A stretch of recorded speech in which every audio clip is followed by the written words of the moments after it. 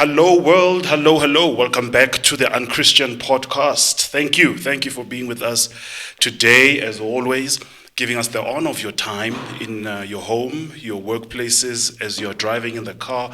Maybe you're at the gym. Maybe you're taking a walk. Maybe you're just cooking or working around in the house listening to this podcast. Thank you so much for tuning in to the Unchristian podcast. My name is Ndumiso, Mazibuko. I'm the host of the Unchristian podcast, and I'm so honored that today we're going to bring you another amazing episode. We've got a wonderful guest today. I can't wait to introduce you to him, and we're going to have a very deep but very sobering conversation as well on something that is not well spoken about in families, in churches, in the community. It's a very hush-hush issue.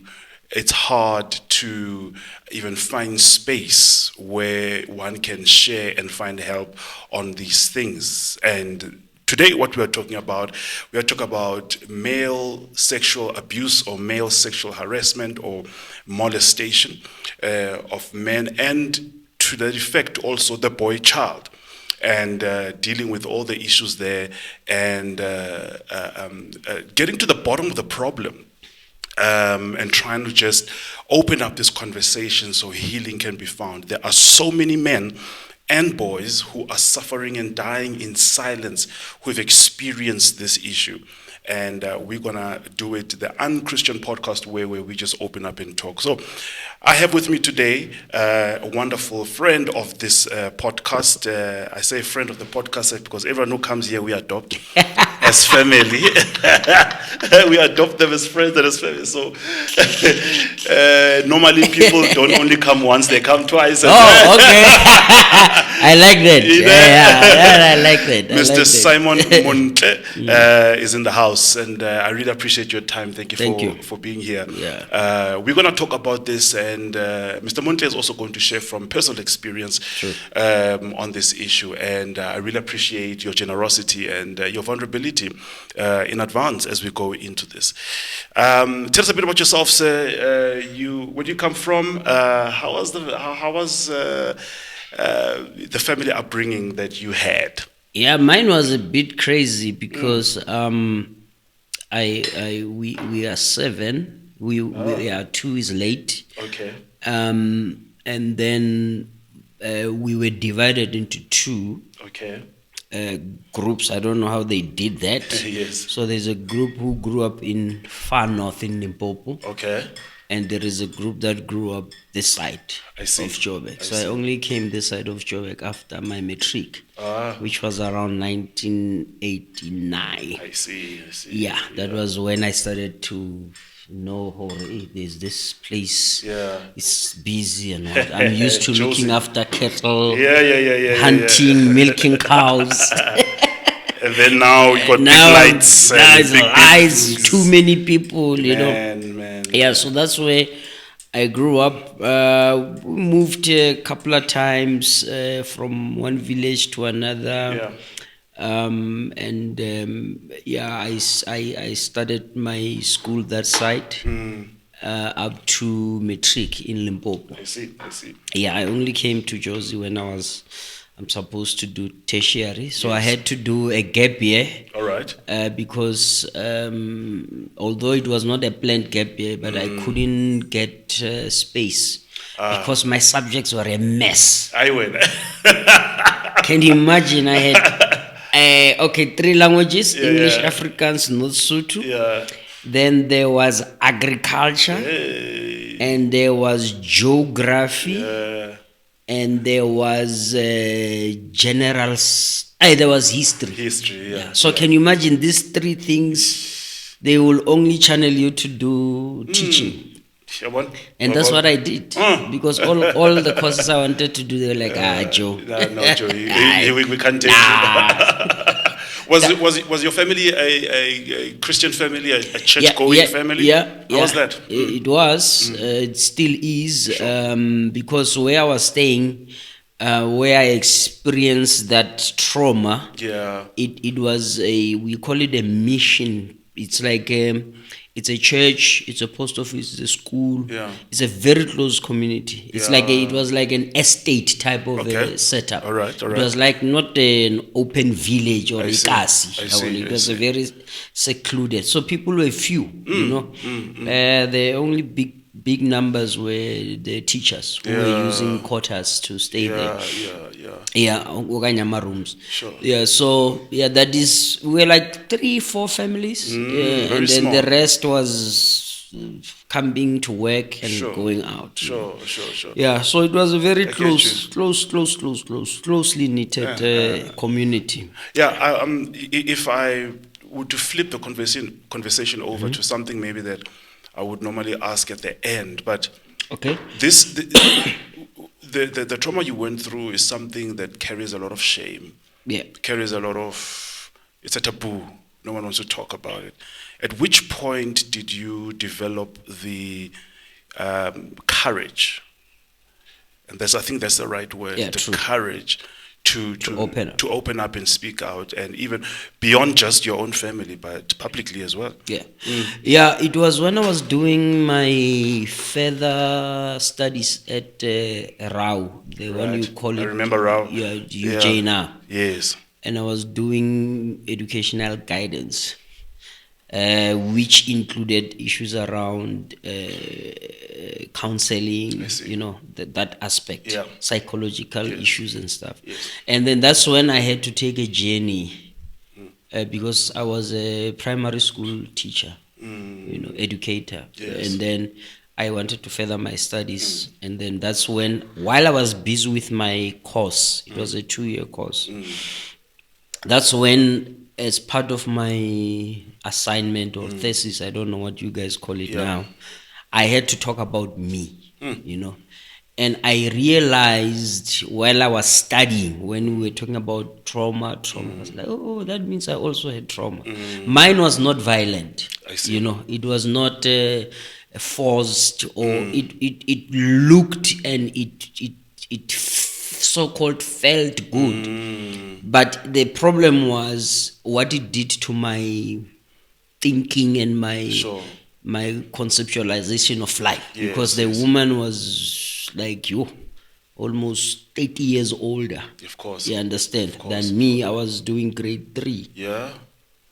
But then I realized something, if I'm allowed to speak, of course. that you know, the dig is the most unfaithful member of the body. Totally out of order. That thing, hey, Baba. Out of order. Like, see, there was no love, there was but that's how I lost my virginity as a guy. And so, what age was this? I was. You said grade 3, so we're talking maybe 8, 7? Yeah, around there. Yeah. And but I'll develop this massive erection, and it will go into her heart. There was no bad words, or it was just pure silence. Yeah, but I'll come in already, walk in, and it will go for so many months. My goodness. Yeah. So it was repeated. It was not. Yeah, it was not a once-off thing. It was a lifestyle. Yeah. It was because we're few guys there, and we will talk about it as if and yeah, but it I think the long-term damage was that I couldn't have a relationship with a woman if sex is not part of the package. I get you, yeah. You know, number 2, I could not relate with girls my age. Yeah. You know, because bebang poor, I will do the older ones. Yeah. I think I stopped when was that? 1990. Yeah, that's when I started looking at, and after I got born again, if I can use that. That's when I started to adjust. But the real confrontation was when I was doing my studies. And so I had to reconfigure my thinking, because these girls in Tangazame, umati siyathandana, the first thing asindlulela. Yes, first. Yeah. Uma ingafiki lapho, the relationship is terminated on the spot. Yeah. If I take you back to this lady, this older female who started to have sexual intercourse with you, she was not she was not a family member. No. Not a family member, right? No. How did she? And I'm assuming she's the one who initiated. Is that correct? Right. How did she present this or propose this to you in a way? Because you said it was not violent. No, it was not violent. So obviously she had to make it acceptable and attractive to you. How did she do that? I will really lie if I can actually say maybe she enticed me with maybe her dress code or nothing. I was still young. I mean, I couldn't even perceive. But because we were closely knit village, maybe it was because there were no guys. I have no idea. But I just happened to be there. And then we will sneak out into that hut and then thatched hut, and then we will just strip naked, and she would just say, "This is what you must do." You see, because I didn't have an idea of how to have sex. But this thing will just go up, and then boom. And she will school me if I can. I think that's what they call sexual grooming. Grooming. Yes, she's developing your big time. And things that people are talking about now as new discoveries in terms of sexual acts, styles, and positions. Now I learn them very. But it was, I think, the unhealthy part of it was the fact that I will never look at a woman naturally or socially. I'll look at her sexually. That's it. And that is objectify women, basically. That's it. And others will say, "Hi, Umnyani, you can't do me." I'll say, "I'll show you." So I'll draw from that experience. And then they will like, "Where did you learn these things?" Because that is how I was groomed. So I think that was the most traumatic thing. So you'll actually assume that every woman knows what to do, only to find that babang Aishem. And then you get upset, and then I'll start becoming violent to say, "Well, something to the way," and then if she can't deliver, I'll actually be physically hectic on them. So what do you think made you to allow it to go for so long? Was it you were just enjoying it? Was it the fact that here you are conquering an older woman? Why?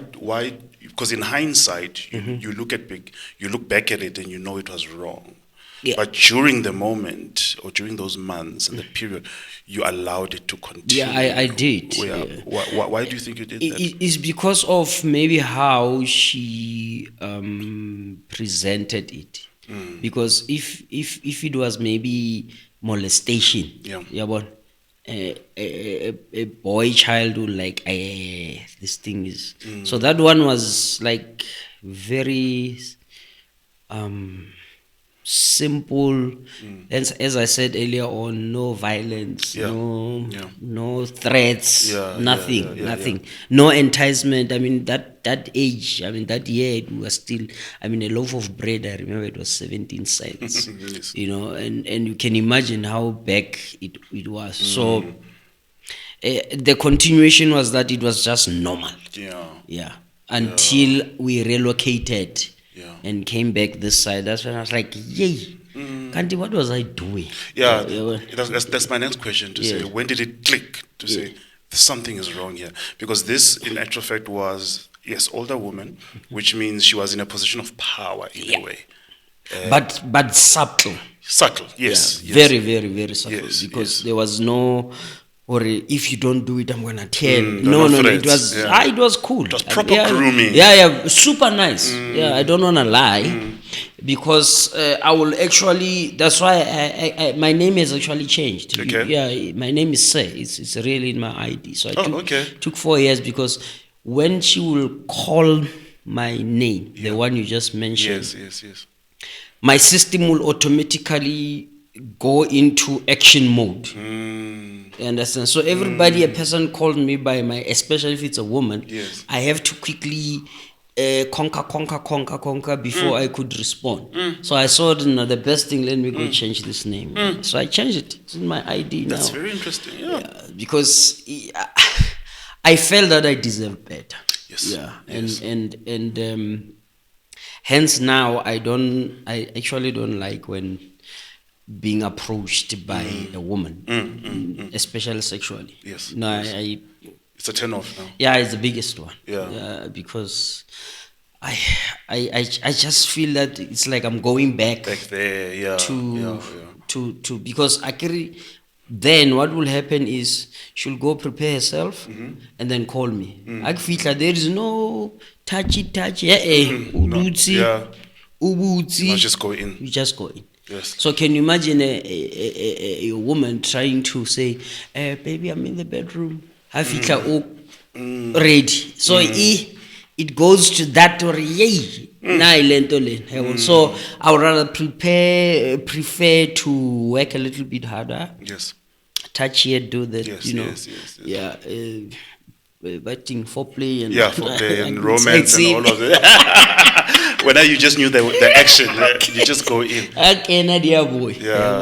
Yeah. So, but it takes a lot of work. A person must really work hard to change their minds. Yeah. To say, is it possible that I can work on myself to adjust? And therefore in adjusting it's whereby I can say I am a safe person to can be with. Yes. Yeah, because fortunately, if I can use that word, if maybe it was I don't think there is a better abuse sexually that is better than the other.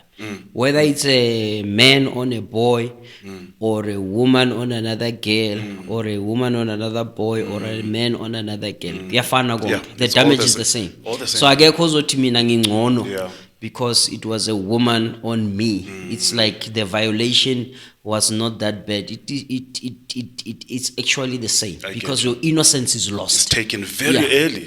That's then from there you keep searching for yourself, and that's why you gravitate towards the gender that took your innocence. Yes. And that gender you also categorize it according to the age. So you can't chase girls, you chase older women because that's where you got your first hit. And you keep searching for that. Until if God doesn't intervene, then it becomes a serious challenge. So I want to take peel away on some of the layers concerning the effects of what you went through. And I'll call this a rape because legally it is. When an adult has sex with a minor, it is rape in the legal technical sense. Tell me just on the effects that it had on you as a person. You've already mentioned, number one, that it took away your innocence. It broke a seal too early in your life where you started now to engage and explore in sexual matters. From a very young age. That's the first thing you've mentioned. And secondly, you started to objectify women sexually. So a woman was not something to be loved per se. No, or to have friends. And to be friends. It was something to have sex with. You're right. What other effects did you go through because of this? Violence. Because... are you saying you became violent as a person? Yes, I became violent because... What was the link there? It is if I see you and you seem to be interested in me. Kante na I'm thinking hore the relationship cannot be friends or any other thing. It has to be sexual. Yeah. Yeah. And that is where I'll become angry. Well, why is I see. Because that is what I grew up knowing. How tsebana le motho wa mosadi, o tshwanetse le tsebane sexually. Yes. And if there's no sex, and I will keep asking and asking, and the person say, "No, I'm not here for that." You're like, "Ubatla." Then what? You're wasting my time. Yeah. Then what are we doing? What are we doing? Didn't make sense. Yeah. You know, and sometimes I'll become impatient, and I also am guilty because in my youth days I was known to be very violent. Yeah, in terms of if I don't get what I want, I will fight. So I did some unspeakable things. I remember I'll meet a girl and she'd say no to my sexual advances. Another one I stabbed, another one I punched, the other one I beat the hell out of her because I could not understand a no. Sure. You know, I couldn't. You know? And some of them I had to go back to look for them, to apologize but some I don't know. I don't know if they see me. They that one. So even in my kasi they will know all washapan. And women will keep running, but they will love me, but they wouldn't want to touch that aspect. Sure. Host to say no. Because to the point that my firstborn was conceived when I was 18. Okay. So I became a father at the age of 18. Yes, sir. Yeah, sure. Because that was me. And by then I didn't even know how it's so in this consequences. The conversation was never had. So teenage pregnancy, to most of the girls, they will tell you, no, we didn't know, we were just playing games. And when the boy learned, no, it was just a thrill. And in the process, there is ejaculation, there is what, and then she becomes pregnant. My goodness.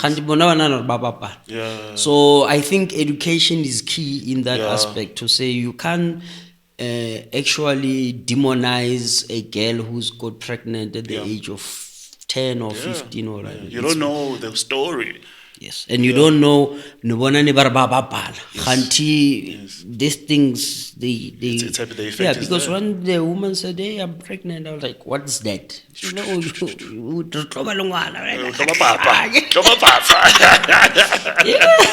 Wow. You see, so and that was already 18 years old. In 1990, that's when my firstborn daughter was born. Yeah, man, I hear. We'll come back to this aspect of where were the gaps and the missing links in your support structure, which was family, community, church, schooling. I believe there was some missing gap there, or a missing link. Sorry, there was a gap of information, of teaching, of something in raising you so that you could realize earlier that something is wrong, and that sex will lead to the following consequences. But I want us to finish off talking about the effects that it had on you in relationships now. You mentioned there was violence. You also said you couldn't see a woman beyond sex, right? Were your relationships lasting long? No. Not at all. What was happening? Because I'll get bored quickly. You know, this issue, romance, emotions, affection, flowers. These days they speak of love languages. I didn't know what that is. What are you talking about? You see, so it was. I think I just the actual man in me died when my innocence was taken. Okay. So now I have to rebuild the man, and I have to. The man who is affectionate, the man who's caring, the man who's a father, the man who's a grandfather, the man who's a community leader, and I'm a pastor, I'm a businessman, I'm a speaker, and that. So all of that, they then make you to constantly work on yourself, to be able to pick up a phone and send a "I miss you" text. It's a struggle. It was a foreign thing. Even now, when it happens because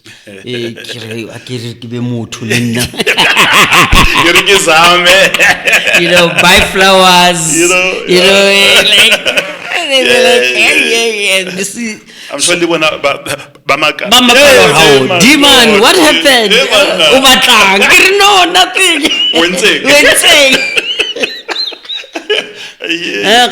So it takes time. It takes time, my chief, to build that man within you that is a responsible citizen, that is a trusted person who can be trusted with people's lives. It's a mammoth task. How did you do that? That's so tough. We are expected to be things as men to our wives, to the community, to our children. Things that we never had anyone do to us. Right. Now we must be those things. You must be. We never had models for certain things. We never had anyone who sat you down and said, Ndumiso, this is life, this is marriage, this is this. But all of a sudden, the expectations are there. Hectic, because I normally say our parents expect us to be what they have never been. You see, so they have never role modeled their expectations of us. But even abefundisi, they will never role model what they are preaching to young people. Yes, sir. Then I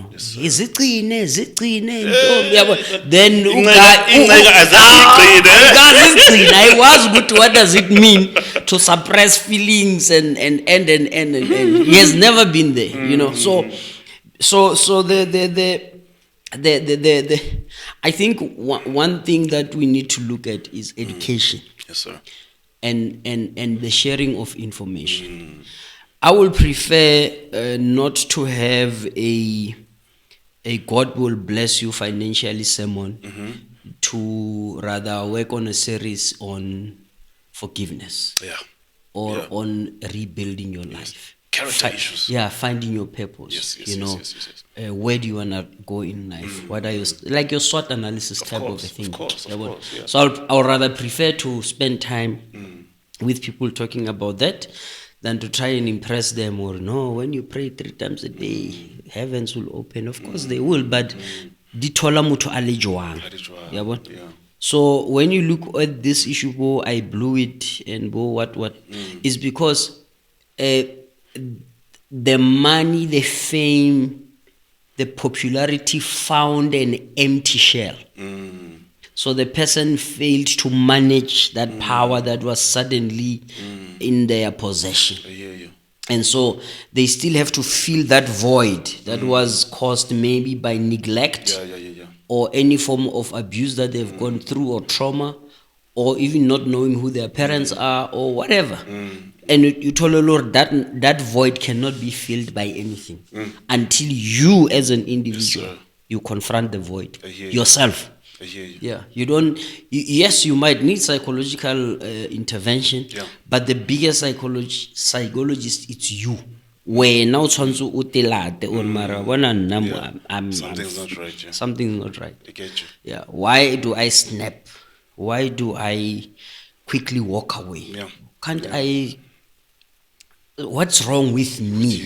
And then do that introspection, and then work your way around that until you finally found your footing. I mean, look at most of our celebrities. I mean, they're looking wow. But the closer you get to them, you discover yes. So it just shows if an individual cannot work on themselves. For you to be here, to stay here, it's a choice. you could have decided to roll bloma mo utswaletsweng teng. Yeah. And say kaofela re a tshwana. Yes. But you said no, I Yes. deserve something Yes. better. Yes. And you might be the odd one out. Yeah. Because you have decided to become different from the flock. Yes, So it's the same thing how deal with yourself. You know, ko location again re bloma go di shopong. Yeah. Ko kasi. And then banyana ba tla ba tlo reka, then wa mtshwara wa mshela. Nearly lifestyle. Yeah. But then if you decide ra sa yo bloma mo, I rather stay at home, maybe ke ithute di deng tseo di etsang and work on me. But where do you think you are going? Yeah. But it's only later on in life this guy he's really gotten out of the rut and he's working on himself. I get you. Yeah. You know, I'm going to really what's the word? I'm even struggling with the words. I'm going to off ramp a bit, not on the conversation. All right. As we were coming closer to this recording, knowing that I'm going to talk to you about this, right? I was confronted personally with a question to say, will I and should I be honest about my own experiences? I'm 37 years old today. Mm-hmm. In my whole life, no one knows, except one person only. Okay. No one knows that I went through the same thing. Mm. You know, just like me. Just like you. Okay. Not my parents, not my family. A stranger. If they are watching this, they are going to be hearing this for the first time. That I went through this, and I was actually the same age as you. Wow. No, I think I was younger, because I had not even started school yet. So did you need to khajwa? I have no idea. I have no idea.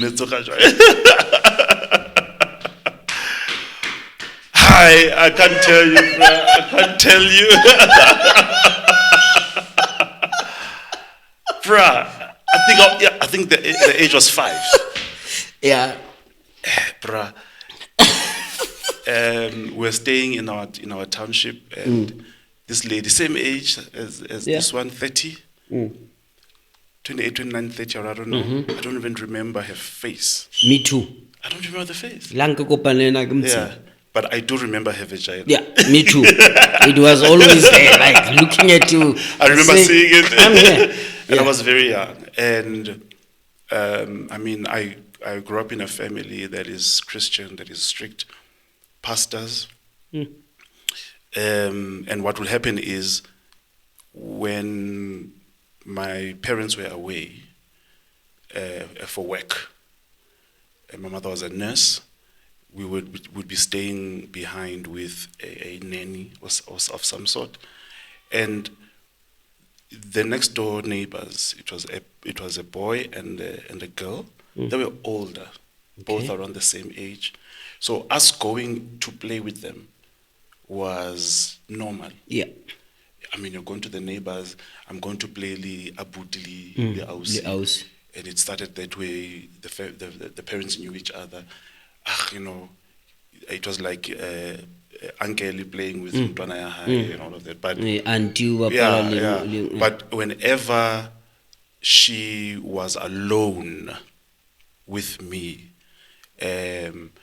meaning her brother was not there, her mother was not there, and I was in the yard. And your sister was not there. Yeah, because I didn't have a sister. Oh, okay. Yeah, it's just that the parents were not there. Oh, okay. But the nanny was there in our house. So we'll go play in the streets, and then I'll find my way next door, whatever. I can't remember if she would call me to come or whatever, but I'd be there. That's what I remember. And I don't even know how it started, but I do remember that she would put me on the bed, and then she would be rubbing her private parts against mine. For me, there was no penetration. Yes, I remember that part. I mean, it was. Yeah, I think she was rubbing her clitoris against my genitals. But I had to, as years went by, as I got older, Linda, I had to find out and think, what effect did this have on me? What? And I've been to therapy for a lot of other things, but never this. But I did realize that, like what you're saying, my innocence was taken, that I was sexualized at an early age. Very early age. Yeah. And so throughout my teenage years and all of that growing up, I had a heightened sexual drive, I think more than my peers. And the best way to deal with it was masturbation. Because I didn't have a chance because they were very strict and all of that. But I'm trying to say I really understand what you're saying. Yeah. I really do. I don't think I have dealt with it and confronted it well. It's only as I get older and I'm realizing the importance of dealing with that. Yeah. Yeah, that's deep, eh? It's actually, and that is why I have a different view. Sure. When all of a sudden, a front page, such and such personality, maybe well known or what. Maybe their sexual preferences are involving a lot of things like groupies, OGs, you name it. Sure. Men with men, and women with women and stuff like that. It's because some of them, they are reliving what was introduced to them while they were still innocent. During formative years. Yes. Yeah. Because first impressions last. Of course. And therefore, I think you had to develop a coping mechanism because I care about quality. Sure. So how no practice it. In-house DIY. But so and then now I was different because I was out there. Of course. So I'll go and act out. And the worst part was asking a woman to do what she doesn't know. I don't know. Why don't you know? Why don't you know? Because you are thinking every woman will do that thing. That is how hectic it was, my brother. Sure. So Ogwamanje, I think I will also not say I've overcome. It's like a person who come from drugs, substance abuse. They manage the condition. Yes. Anytime it can flip. Yeah. It can be triggered by all anything. Triggers. That's right. Too many triggers. That's right. So like if you see, I grew up with another dimension. Maybe I should mention it. Yes, sir. You see, one of the biggest killer amongst men or amongst people under general is rejection. Because now I was bullied at school. These boys will come take my food and beat me up, and I'm like, what have I done? You understand?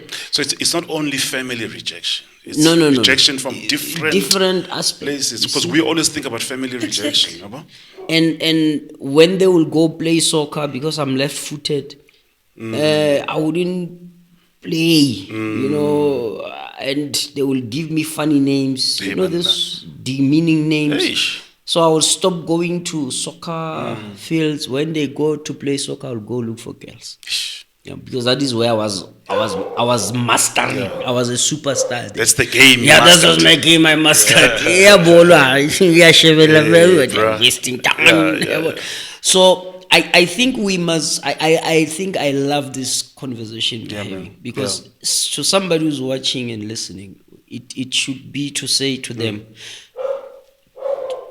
come out of that cocoon.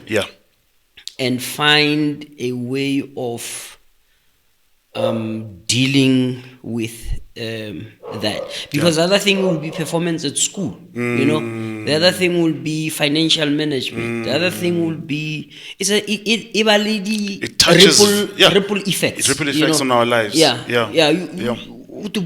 This guy, being like this, being like that. Why does he do this? There's a reason, yeah. When the innocence was taken, my brother, it messed up with everything that has got to do with it.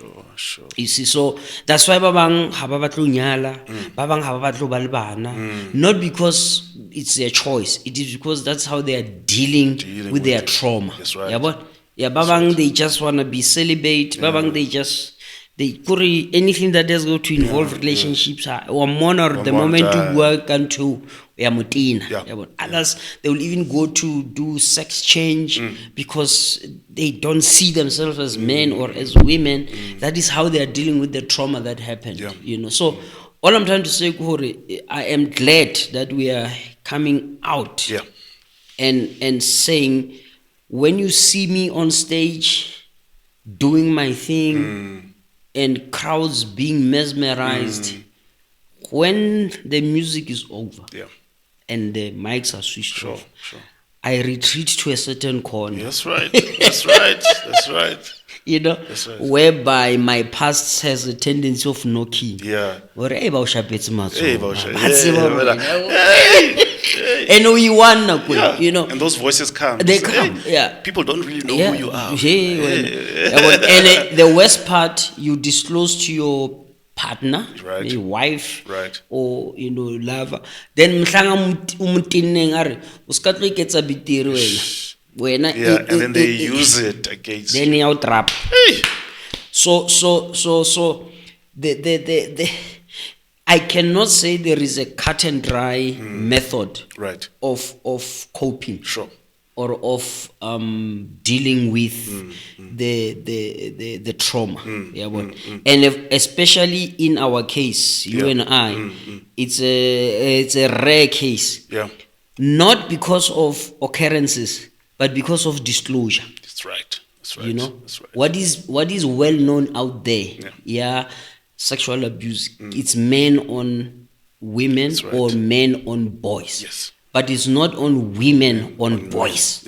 No. And the cases are, you will be shocked if people can decide to come out. The cases are high. They might be higher than any other case combined. But because you feel, if you, I remember I was in a conference in Pretoria, a very powerful international conference. So I stood up and then I said, I hear you're talking about gender-based violence and what. I feel that I was violated and because I lost my virginity to a woman who was old enough to be my mom. They laughed. The whole auditorium laughed. Can you imagine? International conference on gender-based violence. You're kidding me, man. So, and then after that, I was with somebody. Here, what is wrong? Did I say something wrong? I don't know. It's because that thing you are saying is unheard of, you know. But if there was a woman who will say, I lost my virginity to an uncle or to a teacher, then we can accept they will say, now we are talking. Because that is easy, normal. But when you change turn it around, it's something else. Cool. It's like when a man goes to a police station and have been raped by women. But say, ndoda. Now over here, you should be but can't you know? Some men, or we love ourselves too much to the point that I will hate it if you can sexualize me, as you put it nicely, so to say. When you look at me, see a full package. Yes, I'm a sexual being, but I'm also a social being. I'm also other aspects of me. So why are you zooming only on that? You understand? So it's a mountain. No, I don't want to lie. No, I don't want to lie. I can't say no, it's not. No.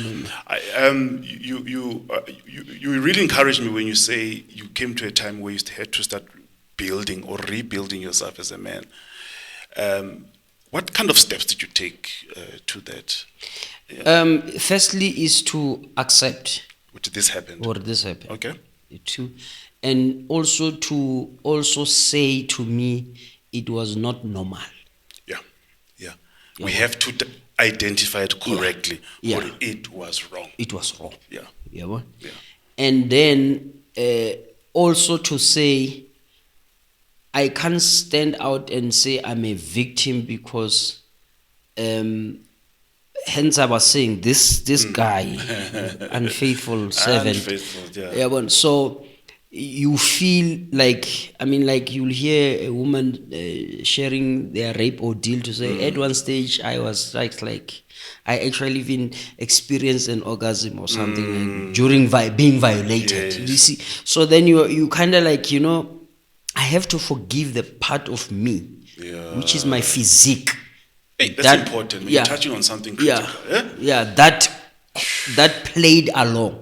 Yeesh. Even though my soul or my spirit or my mind, you name it, was not for it, but there is a portion of me that cooperated. And what we must understand is that erection, Yes, or that orgasm, yes, in a case of a woman, or ejaculation in terms of a man, it is only because that is a normal, natural reaction to the act. It's not because you wanted it. No. It's a normal reaction. So Yeah. even if as a woman during a rape, you got wet, and you got an orgasm, it was just normal bodily function reaction. So we have to clarify. And that is where people, they lose cases in court. Yeah. Because the guy will say, no. We let doctor, there was no tearing, there was nothing, everything looked like normal. But I can see, the doctor's report says there was no tearing and no sign of violence, forced penetration. Sure. What even lubricant? I don't know. You see, so all I'm trying to say is, you need to accept that portion, a part of me played along. Man. And you put it very clear to say it was a normal physical reaction to the act. Yes, sir. And then thirdly is to detach from the shame that come with the act. That's critical, bro. Yeah, because that's critical. Do you know there's no man who can come out and say, no, you can't say that. No, you can't say that. It's shameful. It's shameful. So you need to detach from that. I could have been a serial rapist looking for women. When you were contained. You could have been you could have long died because could have been a psycho even at home. I'm telling you the honest truth. You could have been on drugs, maybe. On drugs, or still in the house with my parents, but doing drugs. Doing drugs. I mean, we have seen that. So detach from the shame that goes with the act, and develop a new image of you internally. Now I'm a very shy person, and people don't believe it. You're talking critical things. Yeah. When I'm on the stage, you'll say, this guy's a comedian, he talks too much. Yes. But after that, I just want to go away. I'm like that too. Be on my own. I'm the biggest extrovert on stage. But around to amen, bro. Hey, bro, everything just goes away. You're like, Yazin, can I just switch off my phone? Thank you. Don't talk to me. And can you imagine I'll be invited to a big place, speak, and people will be mesmerized. After that, no man, let's go and have tea.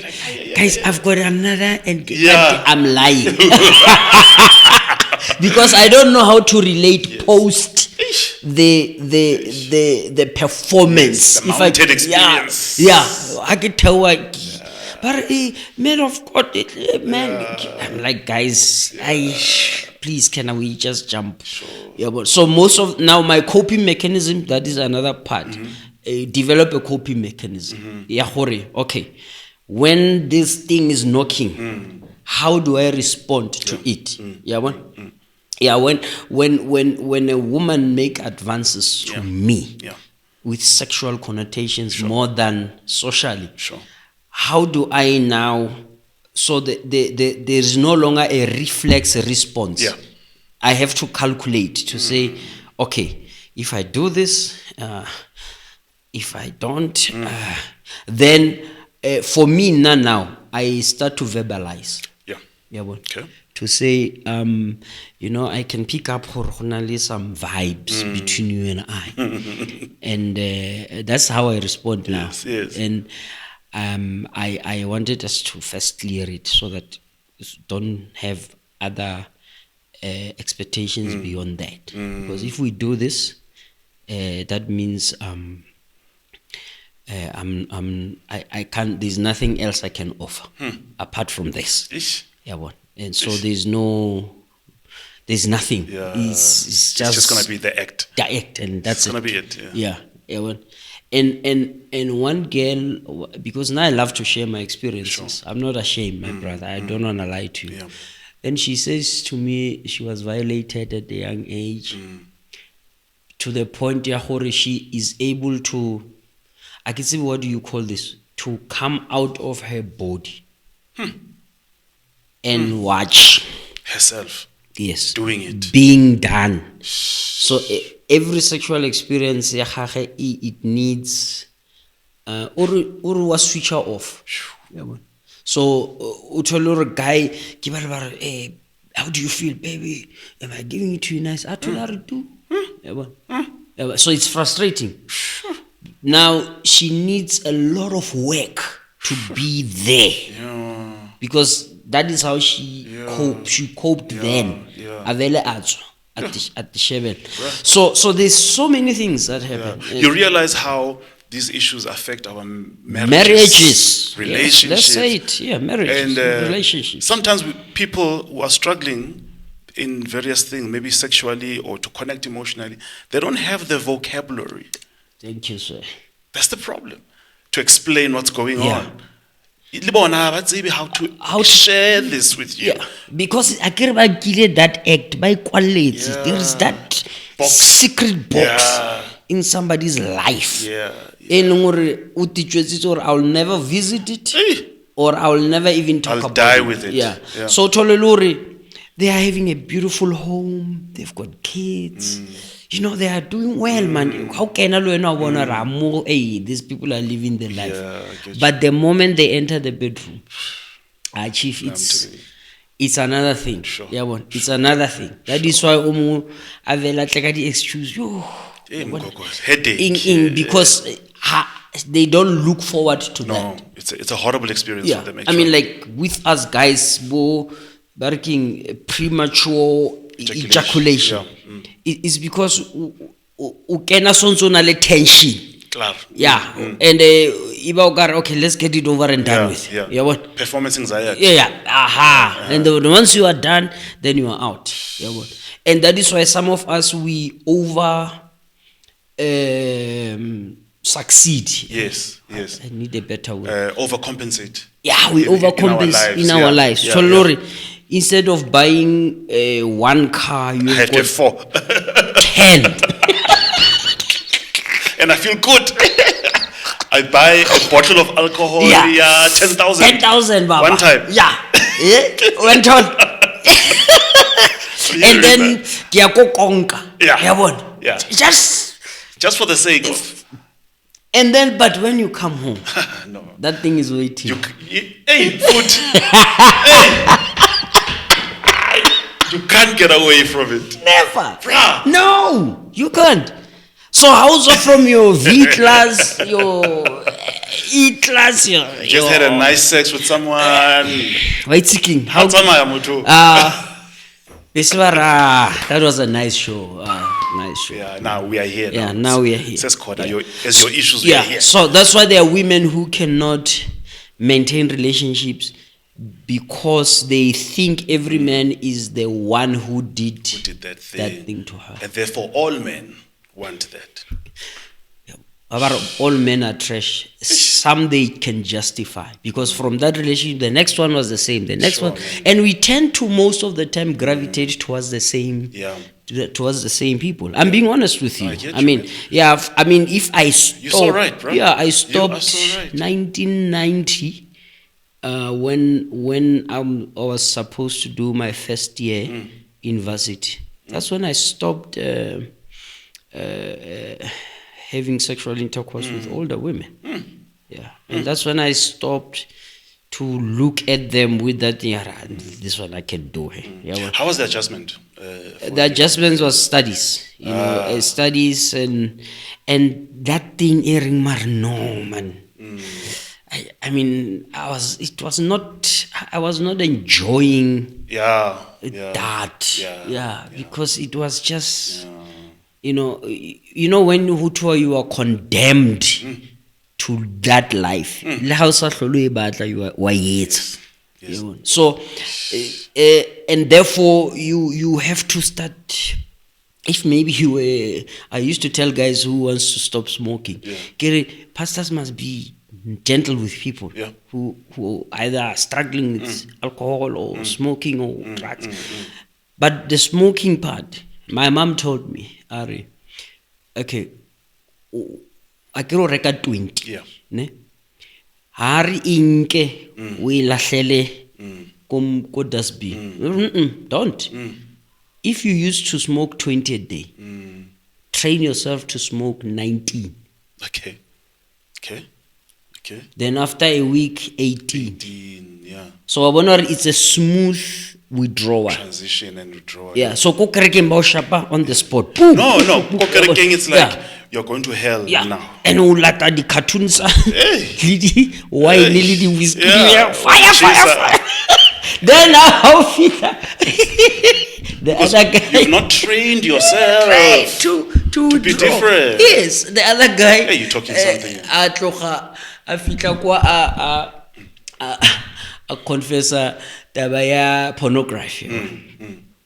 How you watching porno? I didn't get I did mu staging, but what. And then before whether they were gonna dispose the pastor that guy was like, oh, my day of deliverance has come. Makena go fishing. Hey mona, where do you get this thing? Damn, they are nice. Well, he was being honest, man. That guy has a Bring those things. I thought the brother was being honest. Why do you preach against something that you have not overcome? Because it's all trap. So I'll tell people, no, take it easy. Yes. It's in everything. Because these things, we develop these habits gradually, right? Thank you. It wasn't overnight. No. It's gradually, it's grooming. If it was gradually socialization, then let it be gradually out. And that's the realistic form of deliverance. Yes. I mean, thank you. Now you are talking. Yeah, I will not cancel out God doing a miracle. No. Of course, it can happen. Yeah. But if we're going to help people. And this is what I wanted to get to say, what can we do as the church? Okay. Number one. Number two, what can we do as parents? And you and I are raising children as parents and as families. But let's start here with the church. I think the church is not yet ready to. Hey, we need to make them ready. We need to make them ready to tackle this difficult conversations. The church must start to develop a conversation type of approach. In our sermons. There is a guy that I follow and I watch him on TV. He preaches for about 30 minutes on a Sunday, big church. And then after that are a Q&A. Oh, all right. And anyone in the audience can just throw. Yes. And there is a roving mic. Then they ask, what? Then now he has become very notorious because he will say to the guys, ask me anything that you want to understand. Hey, he's bold. Yeah. So we need to have conversation. Now I will want to have a sermon where I will preach and after that question and answer. Yes. Okay, if you are embarrassed, here is a very anonymous line where you can send a request or a question so that people, you need to know who we are leading. Conversations. Conversations. We need to stop what being we are afraid. having now. Yes. Can you imagine if we were talking to a crowd of 20,000 people, how many people were going to be helped today? Yes. How many people are going to stand up and say, me too? Me too. I've been there. Your courage has given me exactly. courage. So then the second part is that the pastors are not ready to talk about themselves. You're talking. So now, muruti ha ema ko pele ba bona lenyeloi. So can you look at me now, standing in front? This guy can preach. Then one day I must just come in and say, as you are shaping Shaizan, do you know where I come from? I've gone through divorce. I've gone through bankruptcy. I've gone through this. I've gone. Now the other part is the pastors are not ready to open up about themselves. Man. Nakedness, vulnerability. Yeah, from personal to marital to business to upbringing. Because I'll give you a very, very painful example. This woman who is leading the church stood up and then she started bragging to say, Mina ningbona nginje, I lost my virginity to the husband who is your pastor. I was raped in stock suits as a value and figanga la saying vuliwe. And that is when I used to hear people say, the Holy Spirit can whisper in your heart. I was like, hey, stop it. But that day there was that whisper that said, what if in this great audience there are girls who lost their virginity unwillingly? Will they still look upon her as a role model or as a mother to can run to? Yeah. They can't. Because then that means it puts a stamp. I see. You are not worth. The problem is we are led by perfect people in the church. So-called perfect. So-called. Yeah, let's use the it's a mask. It's a mask. It's a packaging. Yeah. It's a brand. So it's rather to say, look, I was graced. It was but it does not make me better than you. Yeah. But I will also encourage those who are able to say no. Please stick to your vow. Yes. But should it happen, Hori, you couldn't. You are still loved, you are still special, you can still become the best that you can. Sure. So it's a conversation type approach. Is the leadership of the church willing to come out and speak and use themselves as a point of reference? You can quote Paul, I mean, you can quote David, but when are you going to quote you? Your Jane. Hey, when I was now. And so thirdly, is the church has to create a safe space for people to come. The wabona ntho ya ko Roma ya re o modula ka mo ba bue taba tsa bona ha ba bonane akere a bua or the confessional system. So create a safe space, whether it's anonymous or it's on a one-on-one basis. And then for people to can be able to come out. Yeah, just let people talk. To talk, yes.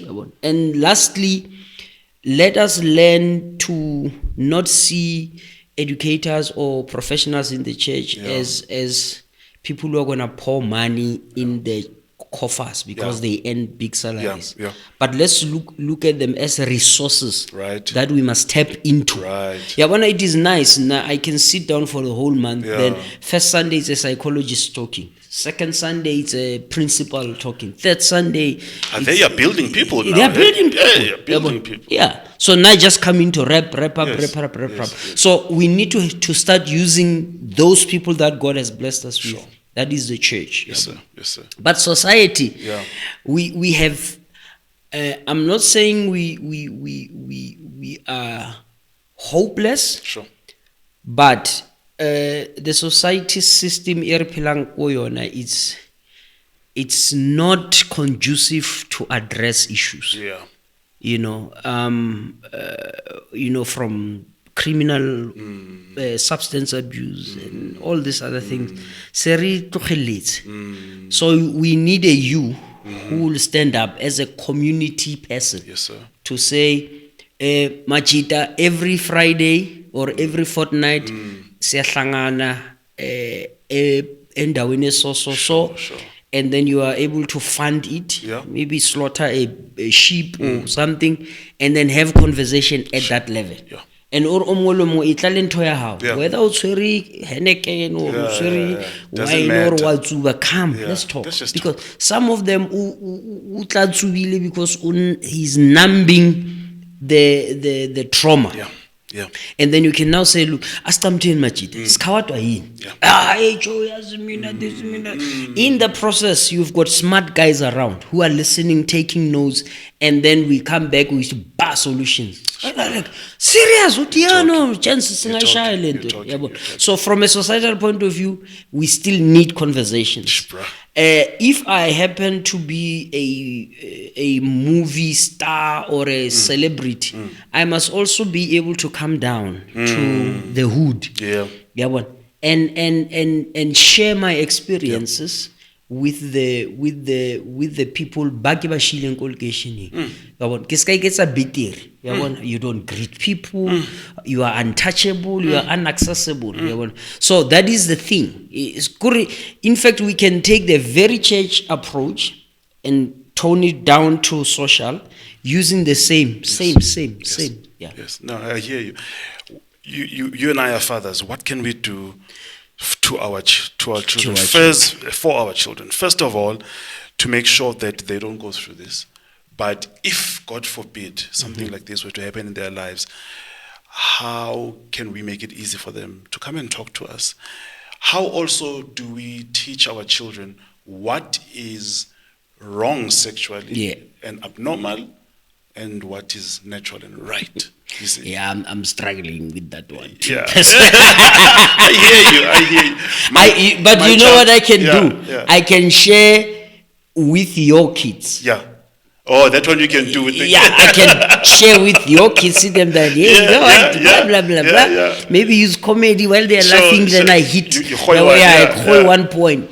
But with mine, maybe it is because they will go like, yeah, but what you are saying, we have not seen you do it. I hear you, man. But I think it's still important to have the conversation, even with our kids. Allow them to question us. Yeah. Allow them to poke holes in our stories. In our stories. And they say, okay, listen, guys, I made mistakes. Yes. This was my mistake. I don't want you to fall into it. Thank you. Yeah, so for the kids, it's maybe it's peer. What do you call it? Peer review. Yeah. Meaning that I have to trust you so much that you can share my heart to my kids, to the point at one stage they will be able to come and say, you know, uncle said this, and I think he was making a point. Then you come in, and then the conversation grows. We need just an entry point whereby a trusted, whereby I am. You see now, after today, as you are saying, I'm being adopted. I'm gonna pick up the phone. Yes, sir. I hear you, bro. Yes. I'm gonna do the same.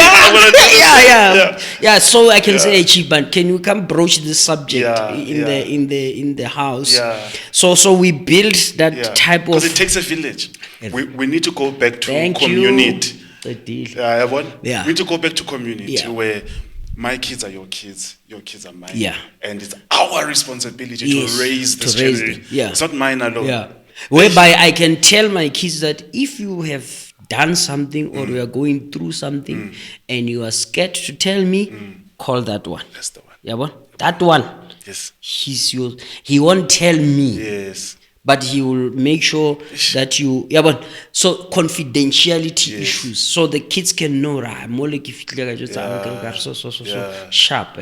Then knowing you that you will give them the advice and the guidance the mentoring and the That's in your coaching heart as well. that is in my heart. Yes. You understand? Yes. So that's it. Yeah, problem is we want to be the heroes Not to our children. Not every time. We feel ashamed that if so-and-so can know that my child is going through this, then he's going to laugh at me when I'm failing as a father. Failing as a parent.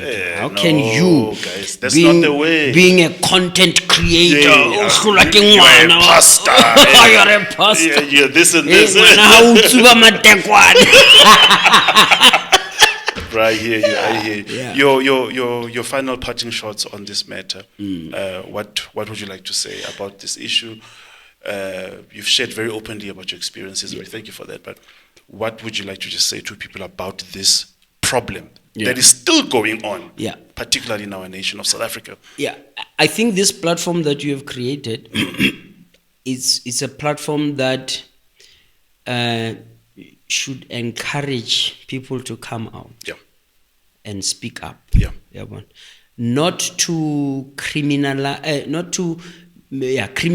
an individual, but just to find a way out of the trauma cocoon.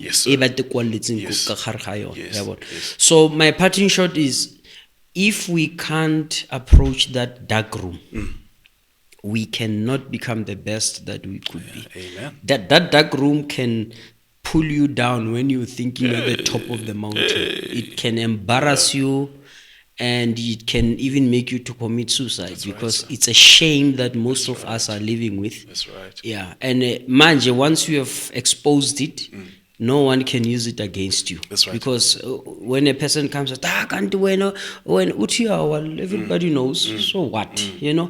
And therefore, it is very important where we have those difficult conversations. I hear you. Yeah. So I think for me today, I'm walking away with high levels of confidence to say you have created a very unusual platform that will draw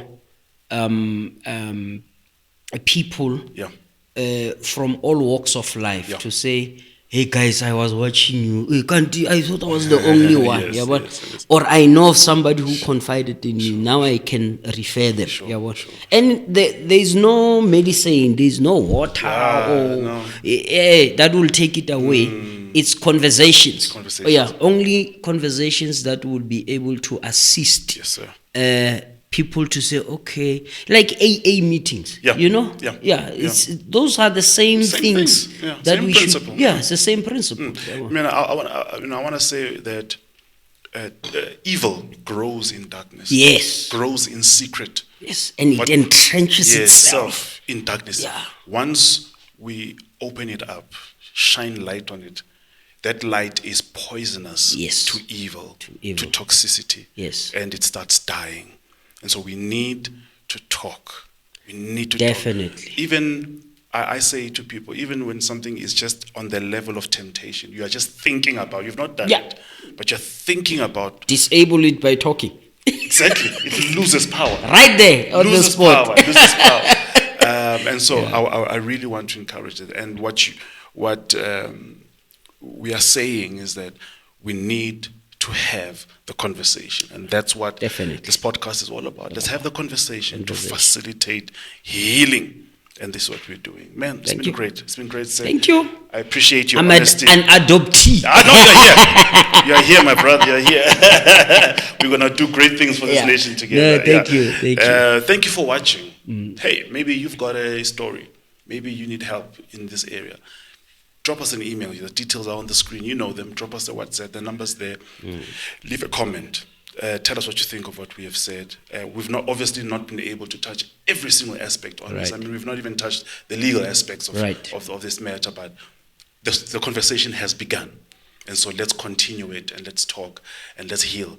Thank you for being with us. Subscribe to this channel, please. Share the content. Someone out there needs this episode, so share it. Thank you so much for being with us. From Ndumiso, Mazibuko, and Pastor Sir Montle. Thank you. He said it right. Corrected Big time. It's goodbye from us. I like that name.